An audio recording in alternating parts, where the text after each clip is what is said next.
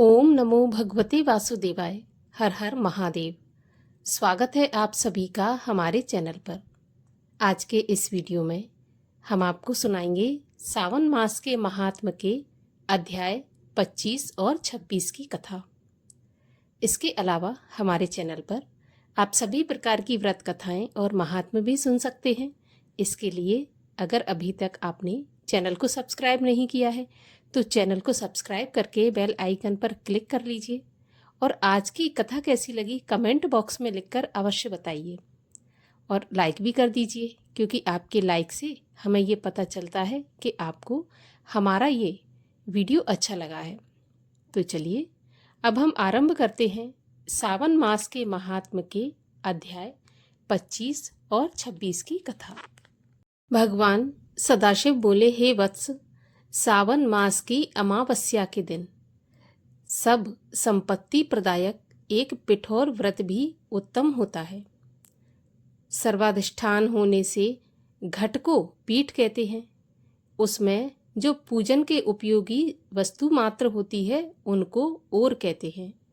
हे तात, इस व्रत का नाम पिठोर व्रत हुआ। मैं आपको अब इस व्रत की विधि बताऊंगा, सो आप ध्यान पूर्वक सुनिए।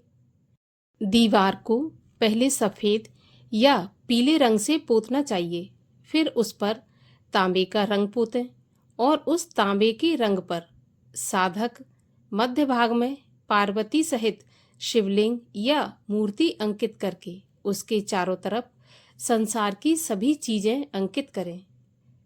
संयुक्त रसोई घर, देव मंदिर, शयनागार, 7 खजाने, स्त्रियों के कमरे, अंतः प्रसाद, अट्टालिका, शोभावान शाल पेड़ एवं निर्मित ईंटें पत्थर चूने से सुशोभित करनी चाहिए। विचित्र दरवाजे 4 दीवारी सहित बनाने चाहिए।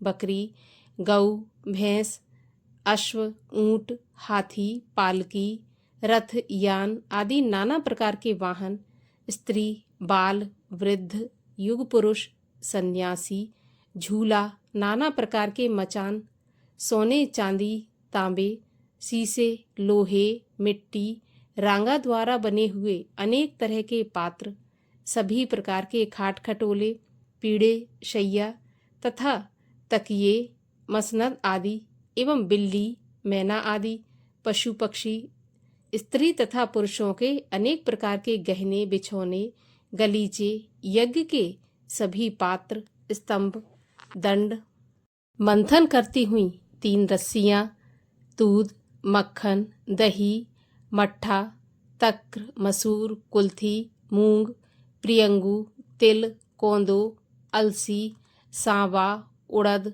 चावल, ये धान्य वर्ग, सिलबट्टा, चूल्हा, झाड़ू, स्त्री पुरुषों के सभी कपड़े, बांस द्वारा निर्मित सूप, ऊखल, मूसल, चक्की, पंखा, चवर, छत्र, जूता, 2 खड़ाऊ, दासी, दास, भृत्य, पशु, भक्षण, तृण आदि, धनुष, बाण, तोप, खड्ग, भाला, शक्ति, ढाल, पाश, अंकुश, गदा, त्रिशूल, भिंदीपाल, तोमर, मुदगर, परसा, पट्टिश, भुषुपिंडी, परदी, चक्र, यंत्र आदि, फब्बारा, दबात, कलम, पुस्तक, छुरी, सरौता, नाना प्रकार के पल्लव, तुलसी, दीपक, दीप रखने की दीवट, अनेक तरह के साग, भक्ष्य, पकवान और जो चीज़ें मैंने यहाँ पर नहीं कही हैं उन्हें भी दीवार पर अंकित करना चाहिए। जगत की चीज़ों के अंकित करने के संबंध में मैं कहाँ तक कहूँ, क्योंकि एक एक चीज़ के 100 प्रकार कहे गए हैं। दीवार पर सभी चीज़ों को अंकित करके षोडश उपचारों से उनकी पूजा करनी चाहिए। अनेक तरह के गंध, धूप, चंदन आदि देकर ब्राह्मण, बालक, सौभाग्यवती स्त्री को यथेष्ट भोजन करवाकर अंबिका सहित श्री सदाशिव से कहना चाहिए कि हे सांब, हे दया सिंधु, हे गिरीश, हे शशि शेखर, आप इस व्रत से संतुष्ट होकर मेरे सभी मनोरथों को पूरा कर दें। इस प्रकार 5 वर्ष तक व्रत करके उद्यापन करना चाहिए। शिव मंत्र द्वारा घी तथा बिल्व पत्र का हवन करना चाहिए। पहले दिन अधिवासन करके ग्रह हवन करना चाहिए। 1008 या 108 आहुतियाँ देनी चाहिए। हे वत्स, ऐसा करने से होम की संख्या पूर्ण होती है। इसके बाद आचार्य पूजन करके दक्षिणा देनी चाहिए। ऐसा करने से उसकी सभी इच्छाएं पूर्ण हो जाती हैं। जो जो इस संसार में इष्ट हैं वह सब प्राप्त कर लेता है। हे वत्स, मैंने यह उत्तम पिठोर व्रत तुमको बताया है। यह समृद्धि दाता है। इस व्रत के तुल्य दूसरा व्रत नहीं है। यह शिव की प्रीति देने वाला है। ऐसा व्रत आज तक ना तो हुआ है और ना होगा। हे वत्स, मनुष्य जो भी दीवार पर अंकित करता है वही चीजें उसे इस व्रत के प्रभाव से प्राप्त हो जाती हैं। अध्याय 26। भगवान श्री महादेव जी ने कहा, सावन मास की अमावस्या के दिन जो करना होता है वो सब मैं तुम्हें अब बतलाता हूँ। मैंने रमणीय शुभ वृषभ पर आरूढ़ होकर बहुत बार महाबली, पराक्रमी, संसार विध्वंसक, देवता उच्छेदनकारी दुष्ट दैत्यों के साथ युद्ध किया है।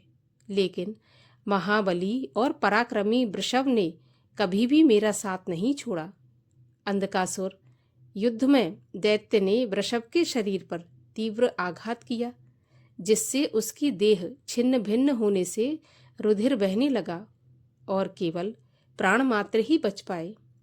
इस अवस्था में भी जब मैं दैत्य को मारने चला तो उसने मुझे नहीं त्यागा। मैंने उस नंदीश्वर के पराक्रम को देखा और अंधक दैत्य को मार डाला।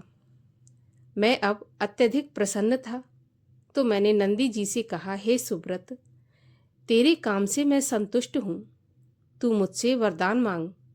तेरे वर्ण अच्छे हों, निरोगी हों, बली हों, तुम्हारा पहले से भी अधिक रूप, वीर्य और भी बढ़े। तुम इस समय जो जो वर मांगोगे मैं अवश्यमेव तुम्हें दूंगा। तब नंदी ने कहा, हे देवादिदेव, हे महेश्वर, मुझे कुछ भी नहीं चाहिए। आप मुझ पर प्रसन्न हैं, इससे बढ़कर और क्या वैभव होगा। हे भगवान, फिर भी मैं संसार के उपकार हेतु आपसे याचना करता हूँ। आज श्रावण मास की अमावस्या है। आज के दिन मेरा कामधेनु सुदृश्य जन्म हो। इस अमावस्या को और भी वरदान दें, जिससे कि इच्छित वरप्रद हो जाऊं। भक्ति द्वारा प्रत्यक्ष गौ तथा बैल का जो पूजन करे, गेरू आदि धातुओं से उनकी देह को विभूषित करे, सींगों पर चांदी सोने के पत्रे चढ़वाकर विभूषित करे, दोनों सींगों में रेशम के गुच्छे बांधे, चित्र विचित्र नाना रंगों के सुंदर कपड़े से पीठ को ढककर कंठ में सुमधुर शब्द करने वाले घंटी को बांधे, दिन के 8वें हिस्से में गांव के बाहर ले जाए तथा शाम को फिर गांव के अंदर ले आए। जो मनुष्य गऊ बैलों को खली, बिनौले आदि नैवेद्यों तथा नाना प्रकार के अन्नों को समर्पित करेंगे, उनके यहाँ गोधन की वृद्धि होगी। वह घर जिसमें गौ नहीं होती शमशान के तुल्य होता है। वह इसलिए कि पंचामृत और पंचगव्य गौरस के बिना नहीं बनता और गौमय के बिना घर का सम्यार्जन नहीं होता, क्योंकि चींटी आदि जंतुओं का वहाँ उपद्रव रहता है, जहाँ पर कि गौमूत्र का प्रोक्षण नहीं होता। हे देवादिदेव, हे महेश्वर, गौरस के बिना भोजन का क्या रस है। हे सुर उत्तम, यदि आप मुझ पर प्रसन्न हैं तो इतने वरदान मुझे दे डालिए। इस तरह नंदी की वाणी सुनकर मैं अत्यधिक प्रसन्न हो गया। मैंने उससे कहा, हे सुब्रत, तुमने जो कुछ भी मुझसे मांगा है वह सब मैं तुमको अवश्य दूंगा। हे नंदिन, और भी सुनो। जो वृषभ आज के दिन किसी काम में ना लगाया गया हो, केवल भूसा खाता हो, पानी पीता हो, उसे पोल कहते हैं, और उसी नाम से आज का दिन भी पोल कहा जाएगा। आज के दिन मनुष्य को अपने सगे संबंधियों के साथ मिलकर बड़ा भारी उत्सव मनाना चाहिए। जितने वर तुमने मांगे हैं मैंने तुमको दे दिए। आज का उत्तम दिन जगत में पोला के नाम से विख्यात होगा। मनुष्य को आज के दिन सब इच्छाओं को पूर्ण करने वाले बैलों का उत्सव मनाना चाहिए। अब मैं तुम्हें कुशाग्रहण विधि कहूँगा। श्रावण मास की अमावस्या के दिन स्नान आदि करके पवित्र होकर कुशोत्पाटन करें। वह कुश बार बार प्रयोग करने से भी शुद्ध रहता है। कुश, काश, भव, दूर्वा, खस, कुंदक, गेहूं, चावल, मूंज और घास, ये 10 कुशा के भेद हैं। ब्रह्मा द्वारा नैसर्गिक उत्पन्न दर्भ मेरे सब पापों को नष्ट करे, स्वस्ति कारक हूँ, ऐसा मंत्र कहकर पूर्व उत्तर के बीच ईशान कोण में मुख करके होम फट इस मंत्र द्वारा एक ही बार कुश उखाड़ना चाहिए।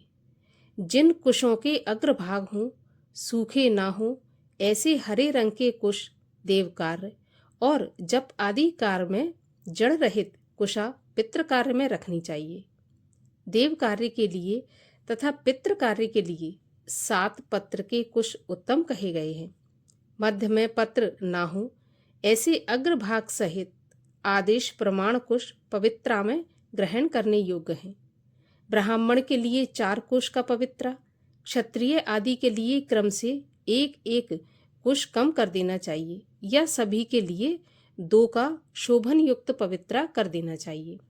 मैंने तुमको यह धारण योग्य पवित्रा बतलाया है। उत्पवनार्थ के लिए वर्णों के लिए 2-2 पवित्रा होना चाहिए। 50 का ब्रह्मा तथा 25 का विष्टर होता है। पवित्रा को आचमन करते समय हाथ से ना निकालें। विकट अग्नि कारण तथा पाद्य समाप्ति पर पवित्रा त्याग देना चाहिए। दर्भ तुल्य पुण्यदाता अन्य कोई पवित्रा पापनाशक नहीं है। जितने देव और पितृ कार्य हैं वे सब दर्भाधीन हैं। अमावस्या के दिन ऐसे दर्भों को स्वीकार करना चाहिए। ये दर्भ कभी बासी नहीं होते। इससे अधिक मैं श्रावण मास अमावस्या का महात्म और क्या कह सकता हूँ। हाँ, अब मैं श्रावण मास में मनुष्य को जो अन्य कार्य करने होते हैं तुम्हें बताऊंगा। इसी के साथ अध्याय 25 और 26 का समापन होता है। कथा आपको कैसी लगी कमेंट बॉक्स में अवश्य बताइए और साथ ही साथ आगे की कथाओं को सुनने के लिए चैनल को भी सब्सक्राइब करके बेल आइकन पर क्लिक अवश्य कर लीजिए।